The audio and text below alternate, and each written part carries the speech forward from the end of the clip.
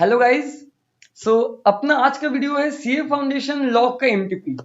देखिए, आज की इस वीडियो में अपने सीए फाउंडेशन लॉ के एमटीपी के बारे में डिस्कस करेंगे। क्या होता है, बच्चे लोग को सीए फाउंडेशन का जो सब्जेक्ट है, अकाउंट्स हो गया, मैथ्स हो गया, इकोनॉमिक्स हो गया, ये सबसे फेमिलियर होते हैं, लेकिन लॉ का उनको डर लगता है कि भैया बाकी सब तो 11 जैसा है तो चलिए हो जाएगा, हम जानते हैं कैसा है क्या है, लेकिन लॉ का कुछ पता नहीं। सबसे मेन, भैया पेपर कैसा आएगा, भैया आंसर्स कैसा लिखना है, पैराग्राफ फॉर्म में लिखना है, केस लॉ का आंसर कैसे लिखना है, डायरेक्ट का आंसर कैसे लिखना है, कितना लंबा लिखना है, 4 मार्क्स का, 6 मार्क्स का। तो ये सब चीज इस पेपर में डिस्कस करेंगे, आज के वीडियो में अपने डिस्कस करेंगे। और एक बात, वीडियो को स्पीड करके मत देखिएगा, मैं ऐसे ही इतना जल्दी जल्दी बोलता हूँ कि आपको स्पीड करके देखने का जरूरत नहीं पड़ेगा, क्योंकि देखिए कुछ देर अपने लिए निकालिए। मैं क्या करूंगा ना, मैं लॉ के लिए एक प्लेलिस्ट बना दूंगा कि एग्जाम से पहले अगर आपको देख के जाते हैं आपको दिक्कत नहीं आएगा, आपके लिए वो एक फायदेमंद ही रहेगा। वीडियो ज्यादा लंबा होगा नहीं, 25-30 मिनट का वीडियो होगा, तो बस आप ध्यान से एकदम देखिएगा, लास्ट तक देखिएगा कि मैं क्या कहना चाहता हूँ। इस एमटीपी के बहाने से आपको लॉ का पेपर, लॉ का मार्किंग स्कीम कैसे मार्क्स देता है, कैसे आंसर लिखना है, सही आंसर लिखने के बाद कैसे बच्चे का मार्क्स कम आ जाता है, ये सब बताना। आईसीआई का गलती कहीं नहीं है। बच्चे लोग भैया पेपर हार्ड है, पेपर हार्ड नहीं आता जी, कहाँ से पेपर आएगा, इंस्टीट्यूट के बुक से तो पेपर आता है। लेकिन दिक्कत क्या होता है, आंसर्स के राइटिंग पैटर्न में, तो ये चीज आप यहाँ पे ख्याल कीजिएगा। तो चलिए टाइम वेस्ट नहीं करते हैं, आगे बढ़ते हैं, देखते हैं क्या है। रुकिए, ये पीपीटी बनाया हुआ है। देखिए और एक बात, ये लॉ का एमटीपी का जो पीपीटी है, ये पीडीएफ जो है, ये आपको आईसीआई की साइट पे मिल जाएगा, लेकिन ये पीपीटी मैंने हल्के तरीके से एक अलग तरीके से बनाया। क्या है देखिए, देखिए आगे, देखिए क्वेश्चन के नीचे ही आंसर।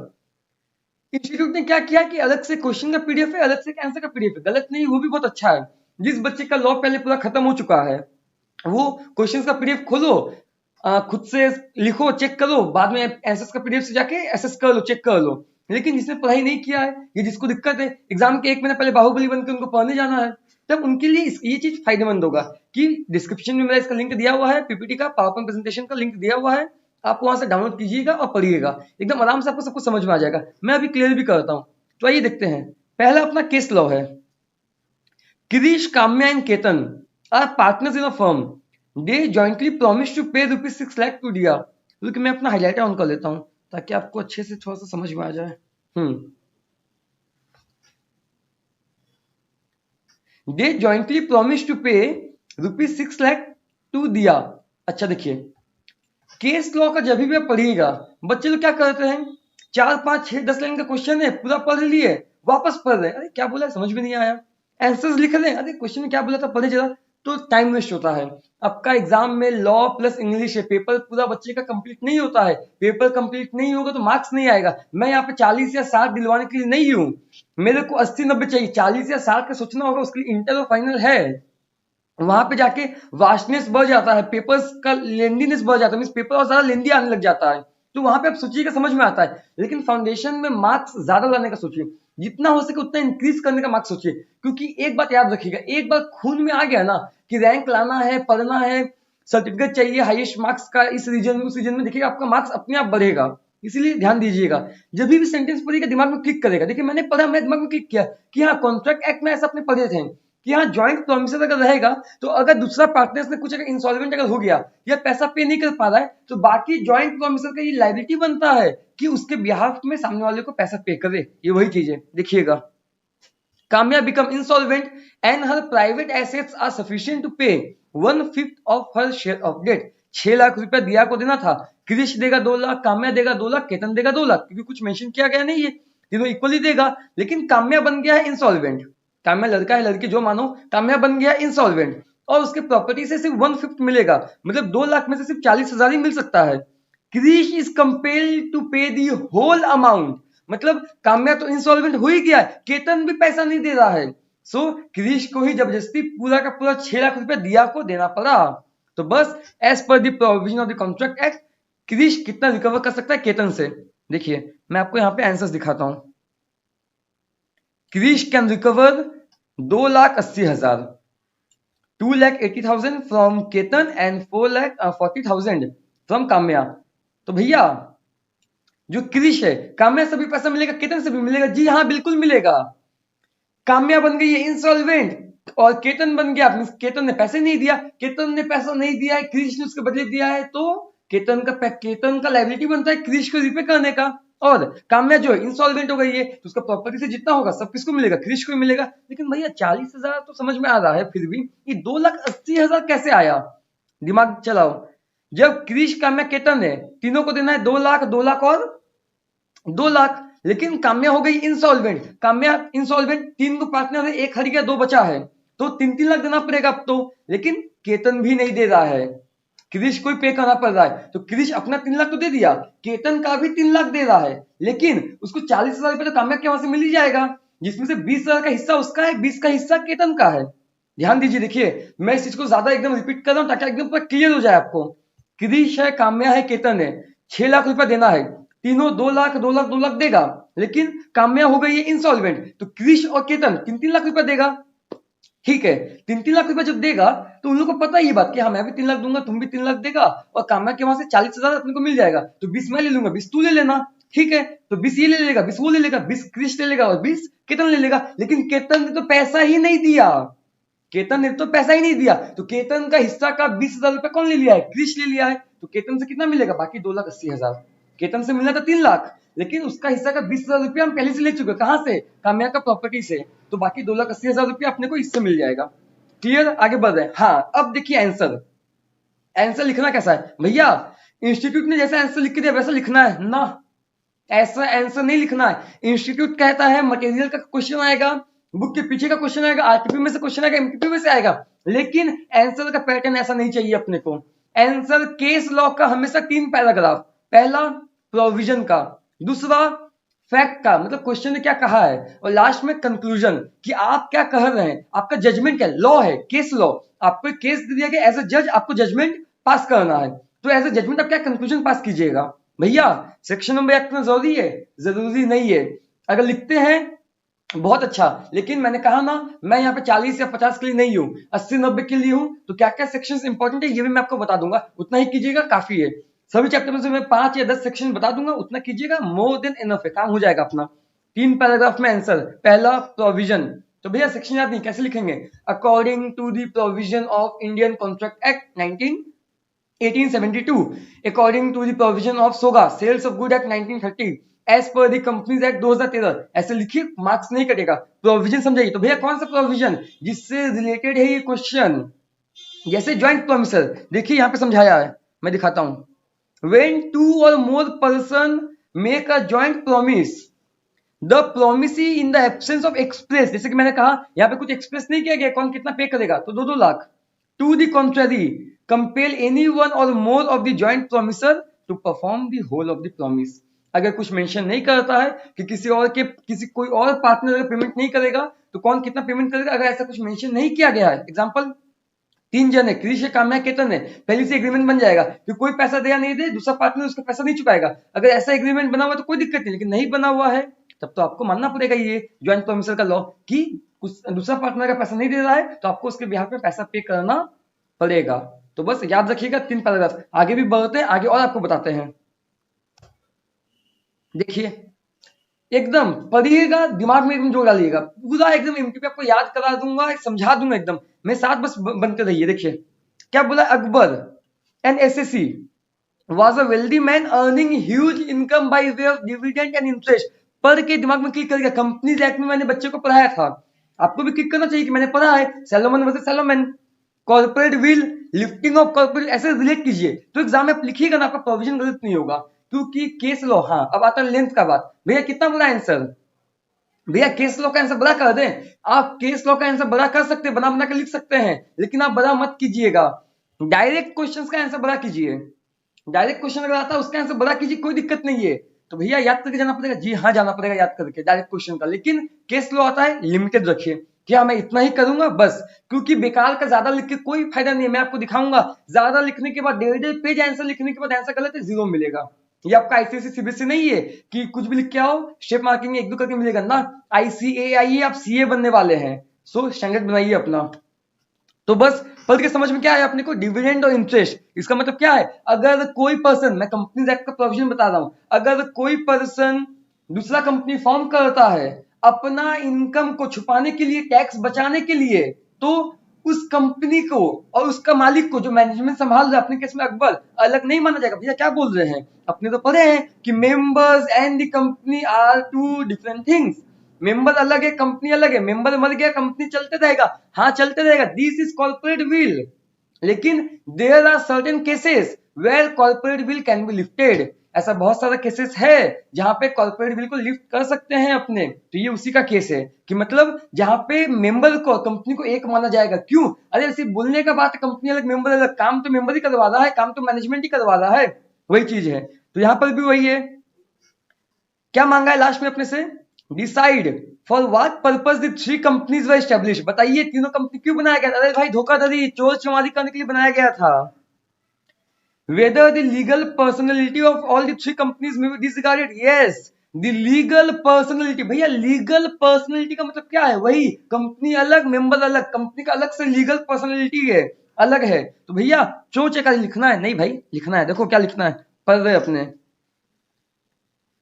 हाँ, the problem asked in the question is based upon the aforesaid fact. देखिए जो मैंने आपको कहा, पहला में प्रोविजन समझाइए, दूसरा में क्वेश्चन का ज्ञान दीजिए कि क्वेश्चन क्या है, कैसा क्या क्वेश्चन में बोला गया है, और लास्ट में अपना कंक्लूजन दीजिए कि मैं क्या चाहता हूं। The three companies were formed, ये रहा, the three companies were formed by the SSC purely and simply as a means of avoiding tax. Simple सा बात है, तीनों कंपनी बनाया गया है टैक्स को छुपाने के लिए। डिविडेंड कमा रहे हैं, इंटरेस्ट कमा रहे हैं, दूसरे कंपनी में भेज रहे हैं, वहां से एज अ लोन ले रहे हैं। अरे भाई तो कंपनी कर क्या रहा है? सिर्फ आपका पैसा ले रहा है और आप ही को वापस कर रहा है क्या? और कंपनी का कुछ काम नहीं है क्या? अगर नहीं है तो आप गलत कर रहे हो, आप टैक्स बचा रहे हो, टैक्स का चोरी कर रहे हो, वही बोला है। Whole idea of mister Akbar was simply to split. जो मैंने आपको कहा, अकबर का मेन मोटिव क्या है? इनकम को स्प्लिट करो with a view to evade tax. No other business work done by the company. मैंने कहा और कोई बिजनेस नहीं है। अकबर का पैसा कंपनी लेता, कौन कंपनी? अरे अकबर नहीं बनाया है फेक कंपनी, अकबर ने फेक कंपनी बनाया है, पैसा उसमें डालता है और वहीं से लोन बोल के ले लेता है। The legal personality of the company may be disregarded because the companies were formed only to avoid tax, only to avoid tax liability. It carried no other business, but was simply a legal entity to ostensibly receive the dividend. बस कोई काम करने के लिए नहीं बनाया गया, तो सिर्फ अकबर का पैसा लेगा और उसी को देगा, और कुछ काम नहीं, जो गलत है। आगे कंडीशन देखें, direct question, case law, direct answer लिखना है। डायरेक्ट मतलब भैया एक पेज नहीं रे भाई, तीन चीज रिपीट कर रहा हूं बार बार। Provision, fact, conclusion. भैया प्रोविजन कितना लाइन? कोई मतलब नहीं है, अगर 3 लाइन में भी लिखते हो सही है, कोई दिक्कत नहीं है। तो भैया सही है पता कैसे चलेगा? जो क्वेश्चन पूछा गया उससे लिखिए, जैसा क्वेश्चन ने मांगा आपसे। जैसे अकबर का केस में, अकबर का केस में कॉर्पोरेट विल आपको झलक रहा है, लिफ्टिंग ऑफ कॉर्पोरेट विल झलक रहा है। अगर आप आके लिख देते हैं इंडोर मैनेजमेंट, कहां से मिलेगा मार्क्स भाई? कंक्लूजन आपका सही रहेगा, मान लीजिए कि हाँ लीगल पर्सनैलिटी में भी डिसरिगार्डेड, मार्क्स नहीं मिलेगा, 4 मार्क्स का रहेगा, 1 मिलेगा। तो भैया 1 क्यों? प्रोविजन तो गलत है, कंक्लूजन तो सही है। तो वही होता है, बच्चा 1 पेज का आंसर लिख के लाता है। भैया 1 पेज का आंसर लिख के लाए, लॉ में 40 तो पक्का पास होने से कोई नहीं रोक सकता है भाई। लिखने से नहीं होता है, सही लिखने से होता है। ICAI है, इसका अपना एक स्टैंडर्ड है। आइए condition and warranty, direct question है, बच्चे लोग इसमें दिक्कत होता है। देखिए मैं चाहूं तो स्किप कर सकता हूं, लेकिन मैं आपको समझा रहा हूं, मैं आपको याद करा देता हूं। एकदम ध्यान दीजिएगा, इसका बेस्ट एग्जांपल है, इंस्टीट्यूट की बुक का भी एक एग्जांपल है इसका। देखिए अगर मैं हूं आप है, आपका गाड़ी का शोरूम है, मैं एज अ कस्टमर आपकी दुकान में गया, आपके शोरूम में गया। मैं हूं आप है, आपका गाड़ी का शोरूम है, मैं एज अ कस्टमर आपके शोरूम में गया। भाई साहब गाड़ी चाहिए, आपने कहा जी सर गाड़ी है। मैंने कहा गाड़ी चाहिए लेकिन टूरिंग पर्पस। टूरिंग पर्पस अरे घूमने फिरने के लिए, हम बहुत घूमते फिरते हैं, पहाड़ में जा रहे हैं, एकदम पहाड़ी इलाका में जा रहे हैं, बालू वालू की जगह, सैंड की जगह में जा रहे हैं, तो गाड़ी का स्ट्रेंथ बहुत चाहिए, फ्यूल एफिशिएंसी बहुत चाहिए, तो वैसा गाड़ी चाहिए। मैं हूं आप है, कंज्यूमर है, कस्टमर है, आपका शोरूम है, गाड़ी चाहिए, गाड़ी अवेलेबल है, लेकिन कैसा गाड़ी चाहिए?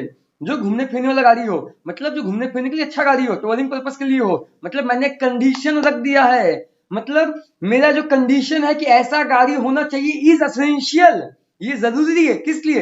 For making a contract. अगर वैसा गाड़ी नहीं होगा, राम राम भैया, नेक्स्ट शोरूम में जाते हैं। तो याद रखिएगा कंडीशन क्या है? Essential to a contract. क्यों है? उसके बेस में कॉन्ट्रैक्ट बनेगा। मैं जाऊंगा, गाड़ी है जी, गाड़ी है, टूरिंग पर्पस के लिए है, आप बोलिएगा नहीं है, टाटा बाय बाय, आगे बढ़ रहा हूं। सो कंडीशन क्या है? Essential to the contract. अब आता है वारंटी। भैया गाड़ी है, हाँ गाड़ी है। टूरिंग पर्पस के लिए जी बिल्कुल है। भैया बुक कर दो, कर दिए। कुछ अलग से कुछ मिलेगा क्या? आप बोल रहे हो हाँ मिलेगा। क्या वारंटी मिलेगा साल भर का? अगर गाड़ी में कुछ भी खराब हो मैं सर्विस दूंगा, एकदम पूरा ठीक कर दूंगा। सो कंडीशन के साथ जो आ रहा है, कंडीशन क्या है? कॉन्ट्रैक्ट बनने के लिए एसेंशियल है, वरना मैं चला जाऊंगा। और कंडीशन के साथ जो आ रहा है दैट इज कॉल्ड वारंटी, इसलिए वर्ड यूज किया जाता है इसमें। Condition is essential for making a contract but warranty is collateral to the condition. Warranty क्या है? कंडीशन के साथ ही आता है। तो ये मेरे को आपको बताना था, उम्मीद करते हैं आपको समझ में आया होगा। रुकिए, ये हाईलाइटर दिखता उगता नहीं है, रुकिए मार्क कर देते हैं। हाँ मार्क कर दिए। चलिए आगे बढ़ते हैं। State the grounds upon which a contract में बी डिस्चार्ज। डायरेक्ट क्वेश्चन भैया, ICI law case based question. भाई ट्रेंड चेंज होते रहता है। आईसीएसई सीबीएसई नहीं है 10 साल का पेपर कर लो वहीं से आएगा। हाँ पास्ट केस का पेपर से अपने ट्रेंड का अनुमान लगा सकते हैं कि कॉन्ट्रैक्ट में से 15 से 21 मार्क्स, इसमें से उतना, इसमें से उतना, मैं सब बताऊंगा आपको अलग अलग वीडियो में। लेकिन यहाँ ध्यान दीजिए, ट्रेंड चेंज होते रहता है। आईसीआई का कोई भरोसा नहीं, कुछ भी दे दे बुक से देगा। इसीलिए डायरेक्ट क्वेश्चन भी जरूरी है। ऐसा क्या क्या केसेस है जहां पे कॉन्ट्रैक्ट को डिस्चार्ज किया जा सकता है? नंबर 1, डिस्चार्ज बाय परफॉर्मेंस, मतलब हरकत। बाबू हरकत बहुत मेन चीज है। हरकत खराब सब खराब, नियत भाई नियत। एक्चुअल परफॉर्मेंस और अटेम्प्टेड परफॉर्मेंस, मतलब क्या है? आपने काम ही नहीं किया। भैया पढ़ाइएगा, हाँ पढ़ाऊंगा, पढ़ाया ही नहीं मैंने, पढ़ाया ही नहीं मैंने, कॉन्ट्रैक्ट बनेगा नहीं बनेगा। अटेम्प्टेड परफॉर्मेंस, भैया पढ़ाइएगा, हाँ पढ़ाऊंगा, पढ़ा रहा हूँ 3 महीना पढ़ाया, अटेम्प्ट किया पढ़ाने का, पढ़ा ही नहीं पाता, आते ही नहीं मेरे को पढ़ाने। सो कॉन्ट्रैक्ट विद डिस्चार्ज। भैया पढ़ाइएगा, पढ़ाऊंगा, मना कर दिया नहीं पढ़ाऊंगा बाद में जाके, तो एक्चुअल परफॉर्मेंस मैंने फुलफिल नहीं किया है, जो मेरे को करना था मैंने फुलफिल नहीं किया, कॉन्ट्रैक्ट डिस्चार्ज। नहीं बनेगा कॉन्ट्रैक्ट हमारे बीच में। लेकिन पढ़ा रहे 2 महीना पढ़ाया, 3 महीना पढ़ाया, फिर छोड़ दिया। अटेम्प्टेड परफॉर्मेंस, परफॉर्मेंस के लिए मैंने अटेम्प्ट किया है, क्योंकि कॉन्ट्रैक्ट का एसेंशियल क्या है? प्रॉमिस करना पड़ेगा। प्रॉमिस जब परफॉर्मेंस में बदलेगा, प्रॉमिस जब परफॉर्मेंस में बदलेगा, सो प्रॉमिस ही अगर नहीं पूरा कर रहे हैं, एक्चुअल परफॉर्मेंस का डिस्चार्ज हो रहा है। और जब प्रॉमिस को जब परफॉर्मेंस में जब बदल रहे हैं, तो अटेम्प्ट कर रहे हैं लेकिन उसको पूरा नहीं कर रहे हैं, सो डिस्चार्ज, कॉन्ट्रैक्ट नहीं बनेगा। उसके बाद डिस्चार्ज बाय म्यूचुअल एग्रीमेंट, दोनों का मेल जोल से। भाई तुमसे काम हम नहीं कर पाएंगे, तुमने मेरे साथ धोखाधड़ी किया है, बाबू सोना का चोरी किया है, तुम्हारे साथ हम कॉन्ट्रैक्ट नहीं करेंगे। तुमने मेरा बाबू सोना को हमसे छीन लिया है, काम खत्म, तुम भी नहीं करेगा हम भी नहीं करेंगे, म्यूचुअल एग्रीमेंट से कॉन्ट्रैक्ट का डिस्चार्ज। इम्पॉसिबिलिटी, चांद तारा तोड़ के लाएंगे रे बाबा, पॉसिबल अच्छे, पॉसिबल नहीं है। लैप्स ऑफ टाइम, 3 महीना में करके देंगे, 10 साल तक किए ही जा रहे हैं, किए ही जा रहे हैं, किए ही जा रहे हैं, पॉसिबल नहीं है। कॉन्ट्रैक्ट को डिस्चार्ज करना पड़ेगा, कॉन्ट्रैक्ट को फुलफिल नहीं कर सकते हैं अपने। भैया लैप्स ऑफ टाइम में और कुछ था क्या? था भैया, बुक में दिया हुआ है क्या? दिया हुआ है। क्या दिया हुआ है? सुनिए ध्यान से, टीचर्स पढ़ाते नहीं है, बच्चा पढ़ता नहीं है। लैप्स ऑफ टाइम, टाइम बार 3 साल तक। एग्जाम्पल, मैंने आपको सामान बेचा, मैंने आपको सामान बेचा, आप मेरे को दीजिएगा 2000 रुपया, या मान लीजिए बहुत सस्ता दाम हो गया, सीए कर रहे यार, मान लीजिए 2 करोड़ रुपया। मैंने सामान बेचा, आप मेरे को दीजिएगा 2 करोड़ रुपया। बोले काका टोपी बात सर है, 2000 से 2 करोड़, चलो ठीक है ना यार, अच्छा लग रहा है सुनने में। हम सामान दिए, 2 करोड़ रुपया तुम मेरे को देगा। अब तुम मेरे को दिया नहीं है, हमें ठीक है दे देगा यार, अच्छा बच्चा है, डेली वीडियो में आता है, लाइक सब्सक्राइब शेयर करता है, बेल आइकन दबा के जाता है, कमेंट करता है कि सर हैंडसम सब लग रहे हो, तो मैंने कहा चलो दे देगा। 6 महीना हो गया, साल भर हो गया, 2 साल हो गया, 3 साल हो गया, मैं मांग नहीं रहा हूँ, चौथा साल मांगने गया तो तुम बोल रहे सर भूल गए थे क्या, 4 साल सो रहे थे क्या? तो याद रखिएगा 3 साल तक अगर आप अपना पैसा का क्लेम नहीं करते हैं, अगर 3 साल तक अपने पैसा का क्लेम नहीं करते हैं, तो बाद में भी आप क्लेम नहीं कर सकते हैं। इसका डिटेल में वीडियो बनाएगा, आप चिंता मत करो। यहाँ बस मैं आपको आंसर्स का पैटर्न एमटीपी समझा रहा हूँ, बाकी सब वीडियो में और डिटेल में अपने जाएंगे। आप कमेंट कीजिएगा आपको और कुछ चाहिए, टॉपिक का भी चाहिए कि मैं आपको बताऊंगा, आप कमेंट कीजिएगा। चलिए आगे, और लास्ट अपना क्या है? Bye operation of law. अगर लॉ ही बोलता है कि ड्रग्स बेच रहा है, हीरोइन बेच रहा है, गांजा बेच रहा है, तो कहां से? कॉन्ट्रैक्ट का डिस्चार्ज करना ही पड़ेगा। By breach of contract, breach, breach का मतलब क्या है? Non fulfilment of code of conduct. भैया बुक में तो ऐसा नहीं दिया हुआ है, भैया बुक में तो ऐसा नहीं दिया हुआ है। हाँ भाई, लेकिन इसका मतलब यही होता है, non fulfilment of code of conduct. मतलब क्या है? आपको जैसा कहा गया है एज पर द कॉन्ट्रैक्ट, आपने वो फुलफिल नहीं किया है। So discharge by breach of contract, breach का मतलब क्या है? Non fulfilment of code of conduct. ये वीडियो को शॉर्ट रखना, अपने को मीन्स छोटा रखना है इसीलिए, लेकिन मैं कोशिश कर रहा हूँ जितना हो सके उतना डिटेल में बता दूं आपको। So discharge by breach of contract, जैसा कॉन्ट्रैक्ट में कहा गया था आपने वैसा नहीं किया है, कॉन्ट्रैक्ट को बंद करना पड़ेगा। याद कीजिए, एक्चुअल ब्रीच, एंटीसिपेटरी ब्रीच। आगे प्रॉमिस में भी डिस्पेंस, या तो आपने आधा अधूरा प्रॉमिस पूरा किया है, वही 6 महीना पढ़ाने के बाद 3 महीना पढ़ाया, तो कहां से कॉन्ट्रैक्ट कैंसिल।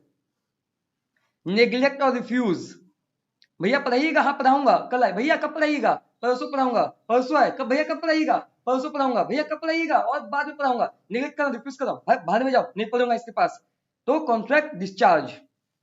तो चलिए एक बार याद कर लीजिए फटाफट मेरे साथ एकदम, कॉन्ट्रैक्ट को डिस्चार्ज कैसे कर सकते हैं। Number 1, by performance, actual, attempted, mutual agreement, impossibility, lapse of time, operation of law, breach of contract, पूरा काम नहीं कर रहे, डिस्पेंस, रेमिट, होली और इन पार्ट, और नेग्लेक्ट या रिफ्यूज कर रहे हैं। चलिए बढ़ते हैं नेक्स्ट क्वेश्चन की ओर। डायरेक्ट क्वेश्चन अपना है एलएलपी। 6-7 पॉइंट है, इसका 2 पॉइंट याद रखना एकदम मेन है। एलएलपी वंड अप, एलएलपी को बंद किया जा सकता है, कौन करेगा? ट्रिब्यूनल कर सकता है। अगर एलएलपी अगर ट्रिब्यूनल के द्वारा बंद किया जाता है तो क्यों किया जाएगा, ये क्वेश्चन है। क्वेश्चन बोला है ऐसा क्या क्या केसेस है जहां पे एलएलपी बंद होगा, लेकिन किसके द्वारा? ट्रिब्यूनल के द्वारा। बहुत सारा है, पहले 2 मेन बता के याद करा देता हूं।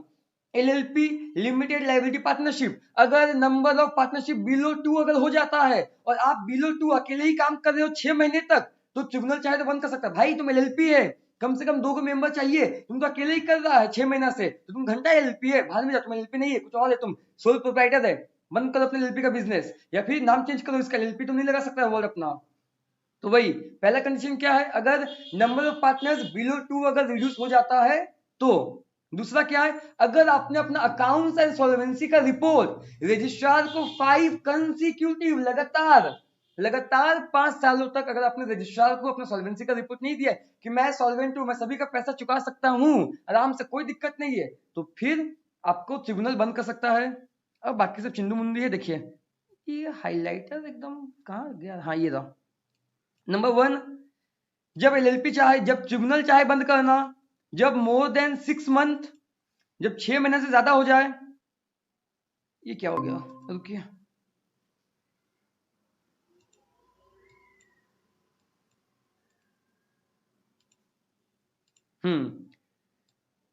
जब एलएलपी अपना उधारी नहीं चुका पा रहा है, जब एलएलपी का काम ट्रिब्यूनल को लग रहा है कि स्टेट के लिए खतरा है, देश के लिए खतरा है, कुछ घपलाबाजी का काम चल रहा है बिजनेस में, तब बंद करा सकता है।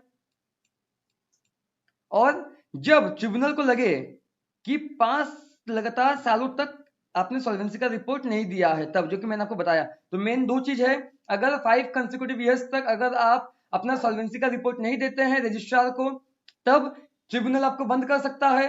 वंड अप करने का अलाउ मींस बोल देगा कि वंड अप करो अपना कंपनी को, एलएलपी को, पार्टनरशिप बिजनेस को। और अगर 6 महीने तक अगर आपका नंबर ऑफ पार्टनर्स बिलो 2 अगर हो गया हो तो मेरे को लगता है, उम्मीद करते हैं आपको याद हो गया हो। आगे माइनर देखते हैं, एक अच्छा केस लो आया है, क्या है, दो a minor can not be a partner in a firm. बस माइनर पार्टनरशिप दिमाग में क्लिक कर गया, माइनर किसी भी चीज के लिए लायबल नहीं है, माइनर हमेशा प्रॉफिट का भागीदारी है, लॉस का, फ्रॉड का भी नहीं है। इंस्टीट्यूट का बुक में चेक कीजिएगा, माइनर किसी भी चीज के लिए लायबल नहीं है, यहां तक कि फ्रॉड भी करेगा तो भी लायबल नहीं है। लेकिन एक चीज है, याद कर लीजिए, minor is liable for tort, TORTS, tort मतलब सिविल रॉन्ग। अगर सामाजिक रूप से कोई गलती करता है जो समाज के लिए हानिकारक है, तब माइनर लायबल होगा। उसके अलावा माइनर को सिर्फ प्रॉफिट सिर्फ प्रॉफिट का ही भागीदारी, हिस्सेदारी मिलेगा। चलिए आगे बढ़ते हैं, वही उसमें दिया हुआ है। हाँ, क्वेश्चन अपना है, P sells by auction to Q a horse which P knows to be unsound. अच्छा, P को पता था घोड़ा जो है दिमागी रूप से क्रैक है, पागल है, अनसाउंड है, लेकिन फिर भी उसने Q को बेचा है और Q ने ले लिया होगा। अब अपने को बताना है कौन सही है और कौन गलत है। Number 1, if P says nothing, अगर P ने Q से छुपाया है, P ने Q को कुछ नहीं बोला है कि घोड़ा पागल है, तो गलती किसका होगा, P का कि Q का? बोलूं, Q का, P का नहीं होगा। अरे P ने छुपाया है, अरे भाई गलत काम क्या है, छुपाया तो क्या हुआ, Q अंधा है क्या? जाके चेक करो हाउस को कि हाउस सही है कि नहीं, तुम सब कुछ देख के लेगा ना। अब फॉर एग्जाम्पल मैं तुम लोग को अभी पढ़ा रहा हूँ, अब मैं बोलूंगा कि मैं खराब पढ़ाता हूँ, अच्छा नहीं पढ़ाता हूँ, तो मेरे से पढ़ोगे क्या? नहीं ना। मेरे को जो आता है मैं तो वही ना पढ़ाऊंगा तुम लोग को। तो जाहिर सी बात है, तुम लोग का ड्यूटी बनता है कि तुम लोग जज करो कि मैं सही पढ़ाता हूँ कि नहीं। अच्छा पढ़ाऊंगा, चैनल में बार बताओगे, अच्छा नहीं पढ़ाऊंगा, tata bye bye goodbye, खत्म Rahul Gandhi. Next,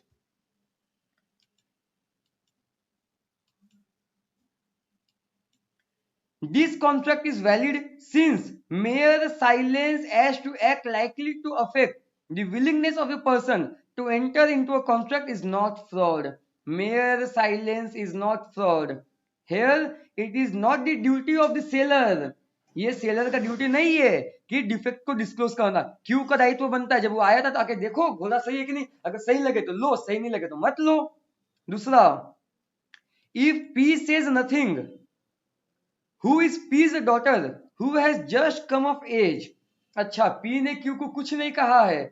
who is P, और क्यू कौन है? पी की ही बेटी है।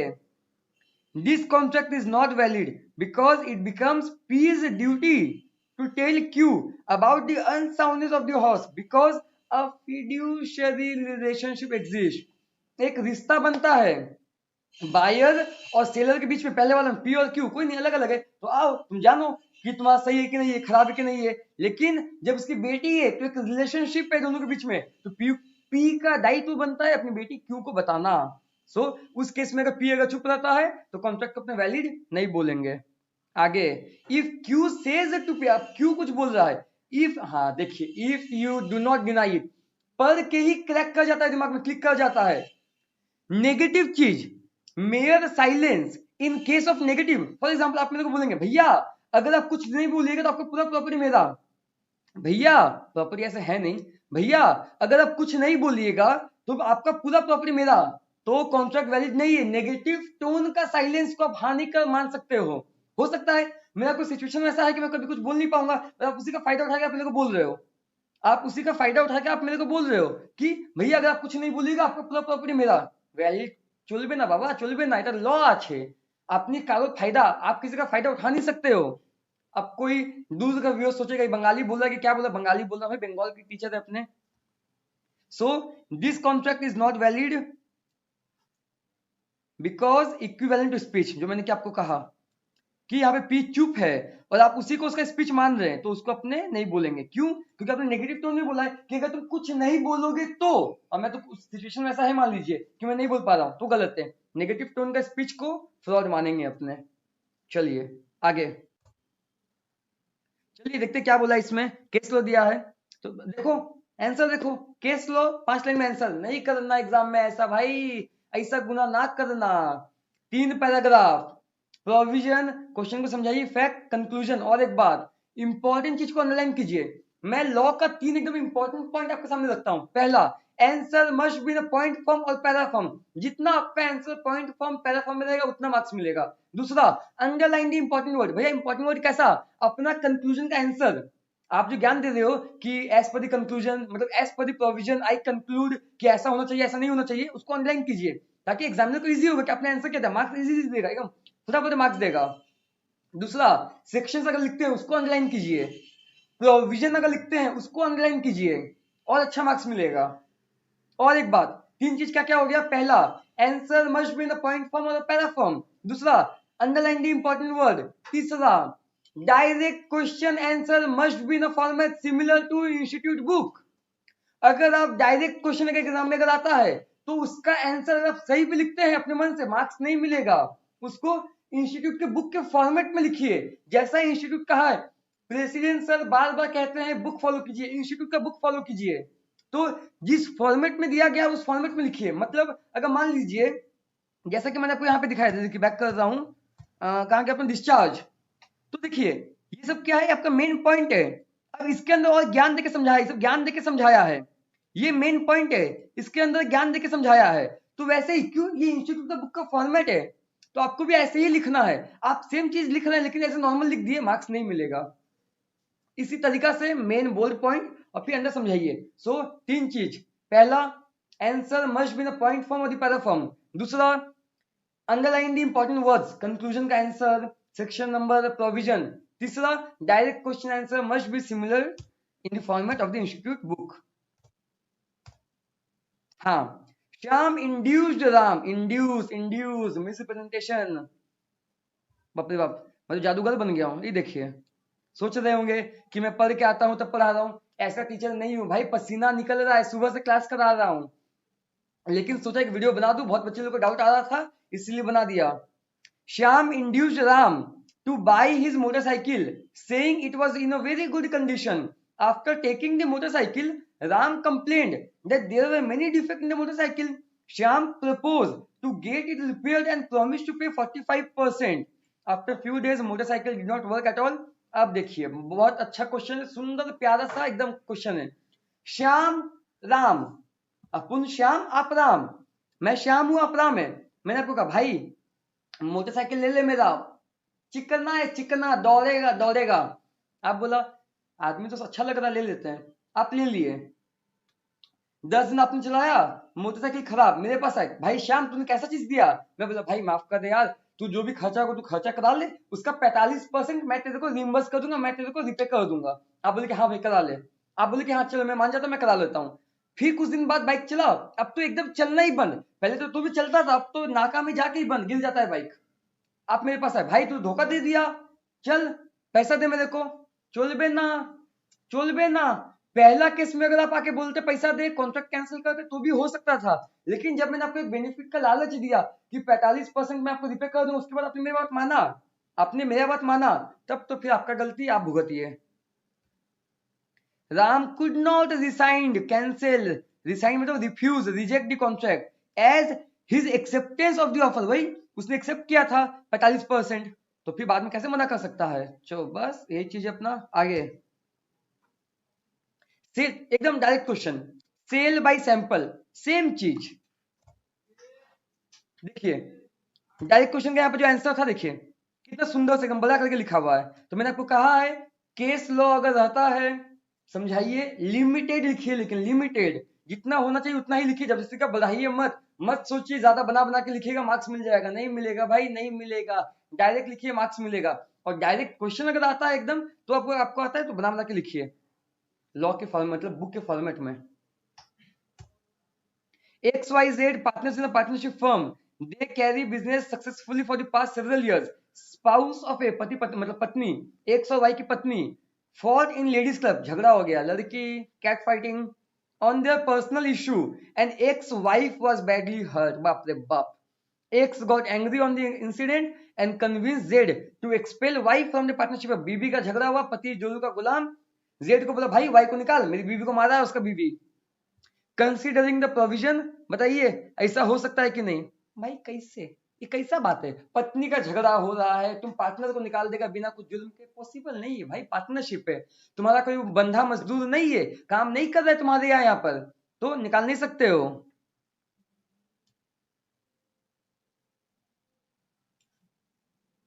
गुड फेथ,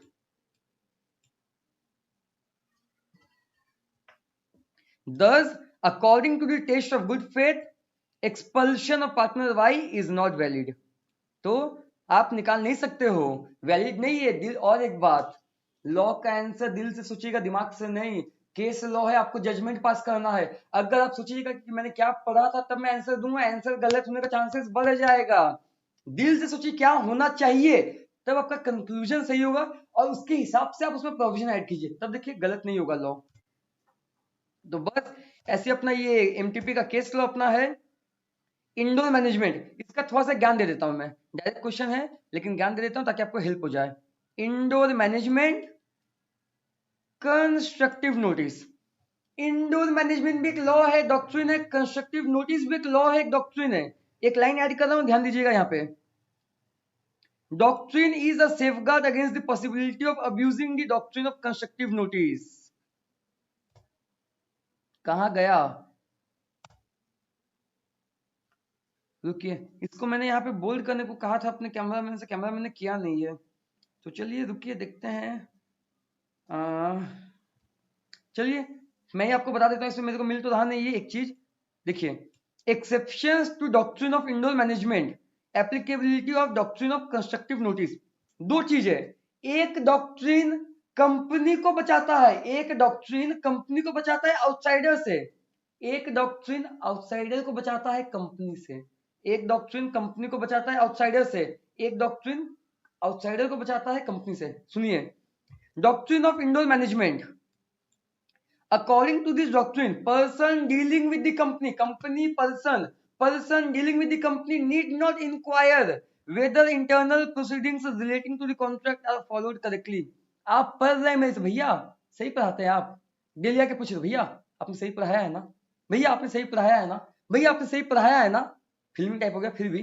तो देखिए ये आपका एक डीम टू बी है कि आपने ऐसा मान के चला कि अरे यार मैं ट्यूशन टीचर के पास जा रहा हूं तो मैं वो सही पढ़ाएगा, तो वही है इंडोर मैनेजमेंट यही बोलता है कि जो पर्सन कंपनी के साथ डील कर रहा है उसने ऐसा मान के चला है कि कंपनी सही ही कर रहा होगा, समझ जाइए। सो इंडोर मैनेजमेंट आउटसाइडर को बचाता है कंपनी से, और कंस्ट्रक्टिव नोटिस उल्टा है कि कंपनी बचेगा आउटसाइडर से, मतलब ये आउटसाइडर का भी ड्यूटी बनता है कि सब कुछ पता लगा के काम करे, अंदर का रूल्स रेगुलेशन पता करे, वही शारदा स्कैम, ये स्कैम, वो स्कैम, रोज वैली, ग्रीन वैली, वैसा। आगे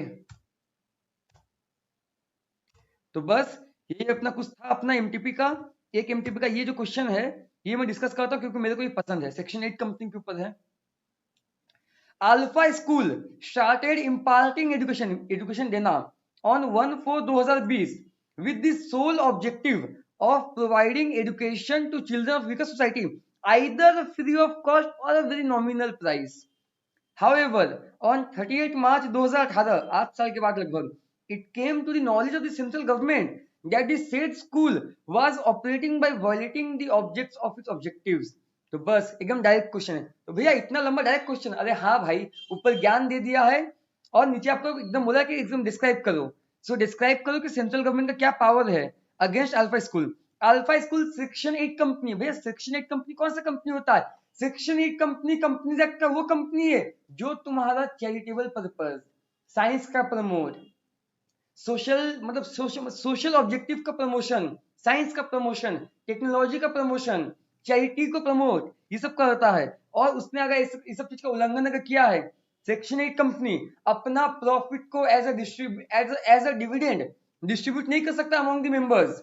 अगर मैं कमा रहा हूं, मैं सेक्शन 8 कंपनी हूं, मैंने चैरिटेबल ट्रस्ट खोल के रखा है और मैं कमा रहा हूँ, बहुत पैसा कमा रहा हूँ, मेरे को बहुत फीस आता है, मतलब दान दक्षिणा देके जाता है आदमी लोग। अब मैं सोचूंगा कि उसको अपने पार्टनर्स में बांट देता हूँ, हम लोग का पार्टनरशिप फर्म है, चैरिटेबल ट्रस्ट खोले हैं, आदमी लोग आता है दान दक्षिणा देके जाता है, अपने को कुछ डोनेट करके जाता है, उसको आपस में बांटेंगे, नहीं कर सकते हैं, उल्लंघना है ये, मतलब उल्लंघन है ये लॉ का।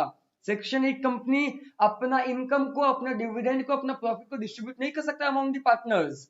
सो वही चीज है कि सेंट्रल गवर्नमेंट क्या क्या इसमें स्टेप उठा सकता है। तो बस अपना यहीं तक रखते हैं, आज का वीडियो समाप्त करते हैं। तो बस यही चीज अपना है, देखिए लॉ के आंसर्स मैंने आपको बताया है, चैनल को सब्सक्राइब कीजिएगा क्योंकि मैं प्लेलिस्ट बना दूंगा, वीडियो आते रहेगा। इसमें मैंने पूरा को डिस्कस नहीं किया, एमटीपी को मैं जानता हूं, मैंने आपको कहा है एमटीपी समझाना एक बहाना है, लॉ का पेपर का पैटर्न मार्किंग स्कीम समझाना है आपको। बस आपको वीडियोस आएगा, किसी टॉपिक पे वीडियो चाहिए कमेंट कीजिए, डीएम कीजिए, डिस्क्रिप्शन में दिया हुआ रहेगा, आपको सब कुछ मिल जाएगा, कोई प्रॉब्लम नहीं आएगा। इंस्टाग्राम हैंडल है, व्हाट्सअप है, नंबर स्क्रीन में फ्लैश करेगा, सब कुछ है, डिस्क्रिप्शन में दिया हुआ रहेगा नंबर, आप मेरे से कांटेक्ट कीजिए, कोई भी दिक्कत रहेगा मैं हूं, आप है, मैटर रिजॉल्व कर दिया जाएगा। किसी भी सब्जेक्ट का, फाउंडेशन हो, इंटर हो, सीए हो, सीएमए हो, सीएस हो, एग्जीक्यूटिव हो, या तो इंटर हो, या तो फाउंडेशन हो, या तो सीएस ईईटी हो। तो चलिए मिलते हैं आपसे नेक्स्ट वीडियो में, तब तक के लिए टाटा।